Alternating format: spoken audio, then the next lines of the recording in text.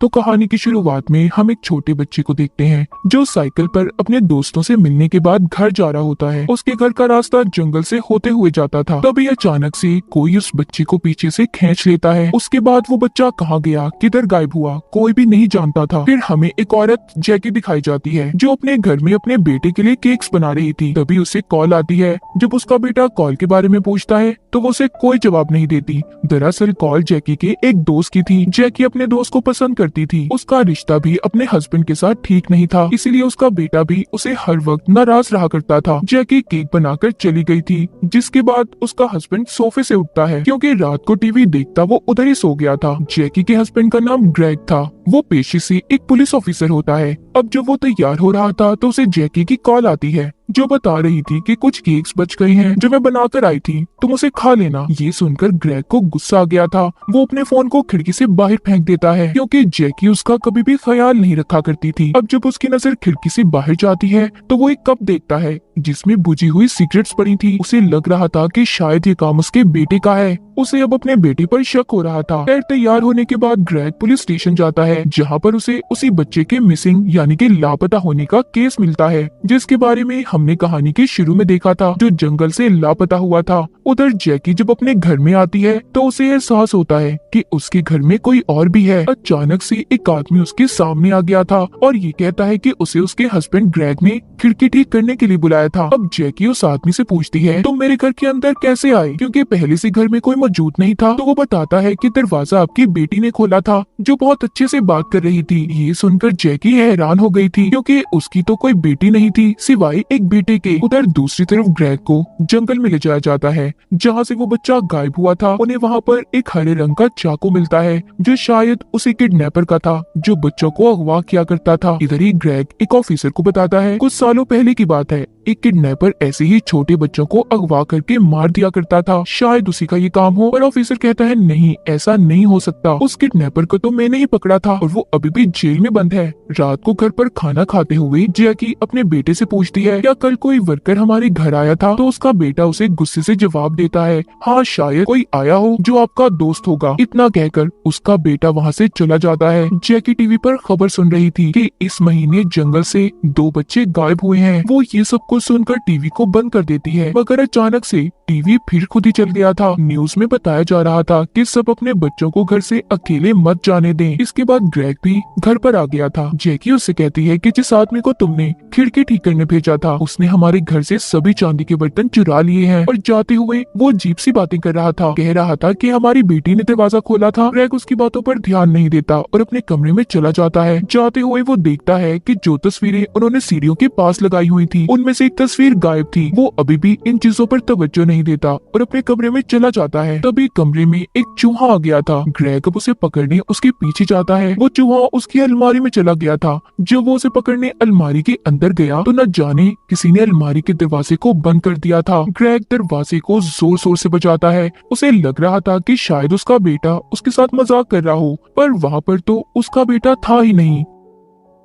तभी जैकी आकर दरवाजे को खोल देती है। बाहर आकर उसे पता चलता है कि उसका बेटा तो घर पर था ही नहीं, वो तो बाहर गया हुआ था। एक रात जैकी को अपने बेटे के कमरे से भी आवाजें आ रही थी। वो जाकर देखती है तो उसका बेटा देर रात तक गेम्स खेल रहा था। तभी जैकी को अपने बेटे के कमरे में बेड के नीचे अजीब सा मास्क नजर आता है। उस बारे में वो अपने बेटे से कुछ नहीं पूछती और चुपचाप बाहर चली आती है। रात को किसी ने ग्रेग के कंबल को नीचे उतार दिया था। जब सुबह होती है तो ग्रेग दिखता है, उसका बिस्तर गीला हुआ था। खैर अभी भी वो इन बातों पर तवज्जो नहीं देता। उसे पुलिस स्टेशन से कॉल आई थी, इसलिए वो जल्दी से तैयार होकर निकल जाता है। पुलिस स्टेशन पहुंचकर एक लेडी ऑफिसर उसे बताती है ये केस बिल्कुल वैसा है जैसा कुछ सालों पहले किडनैपर का था जो बच्चों को अगवा करके मार दिया करता था, मगर आज तक हमें उसका सही से पता नहीं चला। वहीं पर एक ऑफिसर कहता है उस किडनैपर के पास से 2 बच्चे भागे थे, मैंने उनसे पूछताछ भी की थी पर कुछ भी खास पता नहीं चला। अब ये उन भागे हुए बच्चों में से एक से मिलने चाहते हैं, मगर उसका किडनैपर ने इतना बुरा हाल कर दिया था, उसका दिमागी तवाज़ुन बिगड़ चुका था।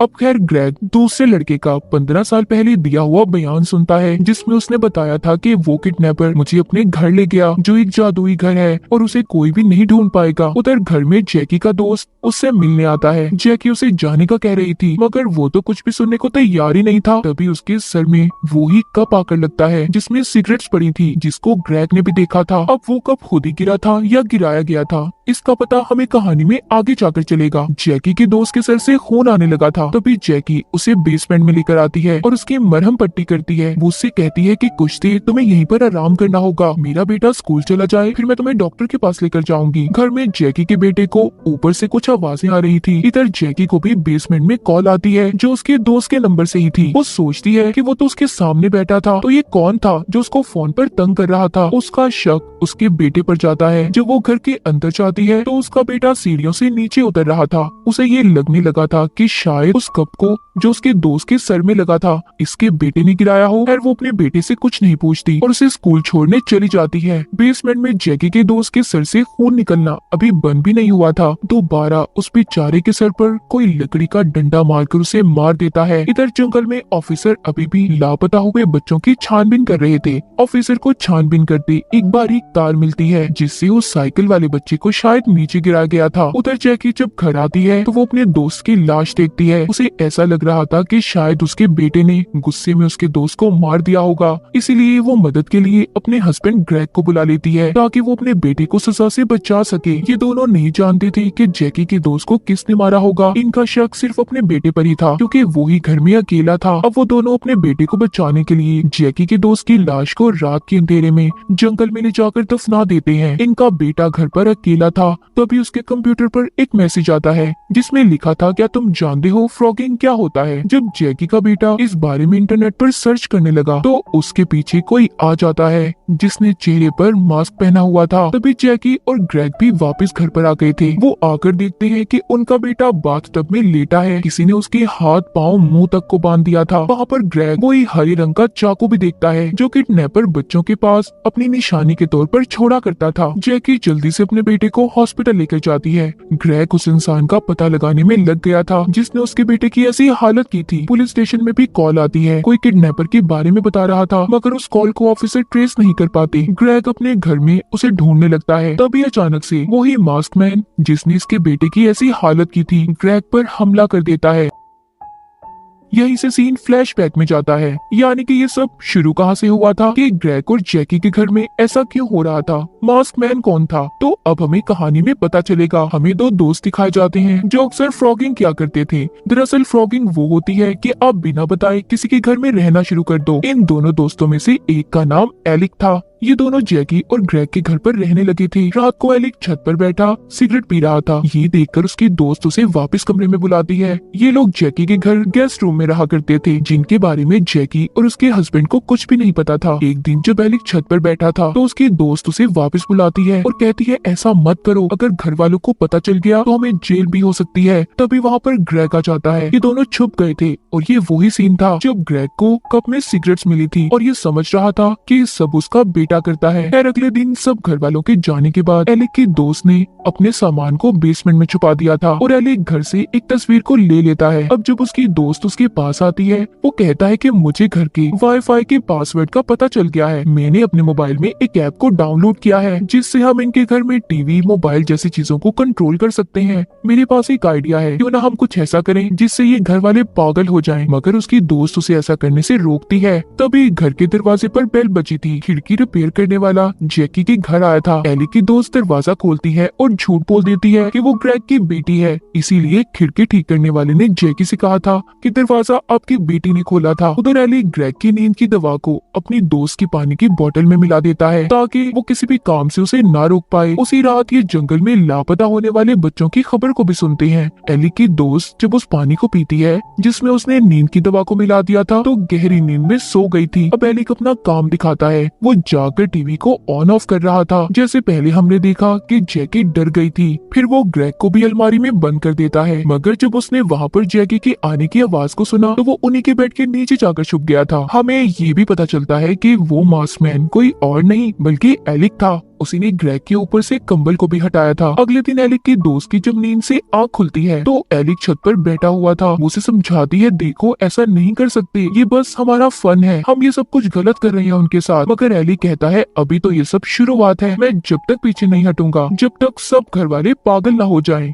उसकी दोस्त कहती है, ठीक है, फिलहाल अभी तो अंदर आ जाओ। तभी उसने कप को नीचे छोड़ दिया था जो जाकर जैकी के दोस्त के सर में लगा। जी हाँ, उस कप को भी एलिक नहीं गिराया था। उसकी दोस्त कहती है, ये क्या किया तुमने, वो लोग पुलिस भी बुला सकते हैं, अब हमें यहाँ से जाना होगा। जब जैकी अपने दोस्त को बेसमेंट में ले गई थी तो एलिक को जैकी के दोस्त का गिरा हुआ फोन मिला था और यही था जो उस वक्त जैकी को कॉल कर रहा था। जब बेसमेंट में एलिक की दोस्त अपना सामान लेने आई तो उसने देखा वहाँ पर जैकी का दोस्त बैठा था जिसको वो अचानक से पीछे से आकर ग्रेग ने मार दिया था। जैकी के दोस्त का कत्ल किसी और ने नहीं बल्कि ग्रेग ने किया था, क्योंकि उसकी बीवी जैकी उसे पसंद करती थी, इसीलिए उसने उसे मार दिया। ये सब एलिक की दोस्त ने भी देख लिया था। अब जब वो सामान लेकर जा रही थी तो उधर जैकी भी आ जाती है जो अपने बेटे को स्कूल छोड़कर आई थी। ये सब कुछ देखने के बाद एलिक की दोस्त वहाँ से वापस एलिक के पास आ जाती है। वो देखती है कि वो जैकी के बेटे को बांध रहा था। अब तो उसने अपनी हद पार कर दी। वो कहती है, रुक जाओ नहीं तो पुलिस बुला लूंगी, तुम क्या कर रहे हो ये सब। इसी उसमें उसका पाँव फिसल जाता है और वो सीढ़ियों से गिरकर बेहोश हो गई थी। इसके बाद एलिक ने जैकी के बेटे को उठाकर बाथटब में डाल दिया था। तो क्या इसका मतलब एलिक किडनैपर था? मगर 15 साल पहले जब बच्चे अगवा हो रहे थे तो उस वक्त एलिक की उम्र इतनी नहीं थी कि वो किसी को अगवा करता, तो अभी भी असल किडनैपर कोई और था। अब एलिक अपनी दोस्त को हॉस्पिटल ले जाने वाला था। वो उसको गाड़ी की डिक्की में डालता है, पर तभी उधर जैकी और ग्रेग आ गए थे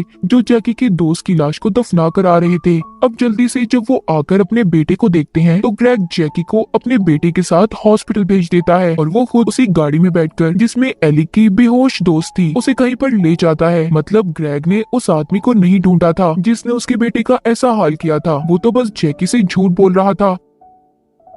गाड़ी में एलिक की दोस्त को होश आ गया था जिसको ग्रेग चला रहा था और पता नहीं कहाँ जा रहा था। एलिक की दोस्त के पास एक बैग पड़ा था। जब वो उसे खोलकर देखती है तो उसमें उसी बच्चे के कपड़े पड़े थे जिसको हमने कहानी के शुरू में साइकिल पर जाते हुए जंगल में से गायब होते देखा था। साथ ही उसे हरे रंग के बहुत से चाकू भी मिले थे जिसे देखकर एलिक की दोस्त समझ गई थी कि किडनैपर कोई और नहीं बल्कि ग्रेग था। अब वो अपनी गाड़ी रोकता है और कहीं पर चला गया था। एलिक की दोस्त भी उसका पीछा करती है। वो पुलिस को कॉल करके बताना चाहती थी मगर सिग्नल्स की वजह से वो कुछ भी नहीं बता पाती। जो पुलिस कॉल ट्रेस नहीं कर पा रहे थे वो एलिक की दोस्ती कर रही थी क्योंकि उसे किडनैपर मिल गया था। तभी वो जंगल में एक ट्रक को देखती है। अब जब वो वहाँ पर जाती है तो वहाँ पर बहुत से बच्चे थे जिनको ग्रेग ने अगवा किया हुआ था। इससे पहले वो बच्चों की मदद करती पीछे से ग्रेग आकर उसके मुंह पर शॉपर डालकर उसे बेहोश कर देता है। उसे अपनी गाड़ी से एलिक की दोस्त का कैमरा भी मिलता है जिससे उसे पता चला था कि एलिक और उसकी दोस्त इनके घर में कितने दिन से रह रहे थे, जिसके बारे में किसी को कुछ भी नहीं पता था। अब ग्रेग सब जानने के बाद उसे वापस अपने घर ले आया था। जैसे ही एलिक की दोस्त होश में आती है